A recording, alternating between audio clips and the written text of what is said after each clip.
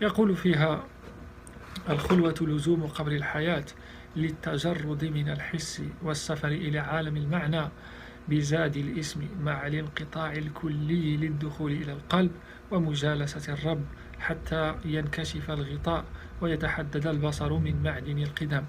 عرفت آنذاك، ومن ذاق عرف، أنه من أهل الله، وكلامه كلام نفيس غالي عالي.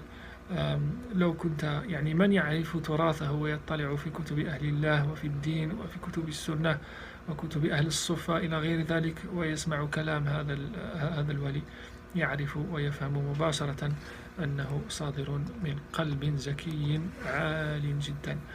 فاستخرت الله تعالى، ثم شددت الرحال إلى العروي، مدينة صغيرة في المغرب ظهر فيها هذا الولي الصالح الكبير صاحب علم النقطة، العروة الوثقى ما شاء الله.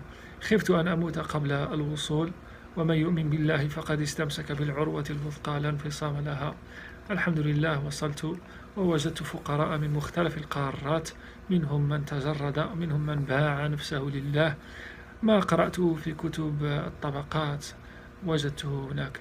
هذه هي الصراحة، فقراء لا يلتفتون إلا إلى نور الله، وهمهم نور الله وغايتهم، وهذا هو الفقير الكركري. مدرسة سنة، مدرسة ذكر متواصل، مدرسة ليلية.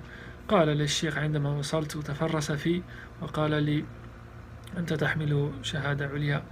أنا لم أتخرج حتى من البكالوريا، لكني درست في مدرسة ليلية تفتح أبوابها في الثلث الأخير من الليل، وندرس أستغفر الله العظيم. وماذا درست أنت؟ هل تقرأ النصوص بروحك؟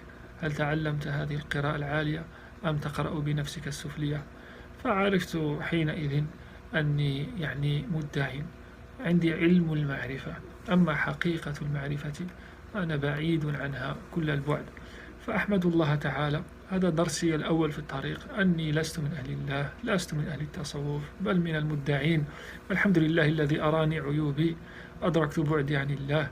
ولما دخلت على الشيخ علمت أني مدعي، أدعي السلوك وأنا بعيد عن ذلك. فأدركت ما يقوله الشيخ الفهامات.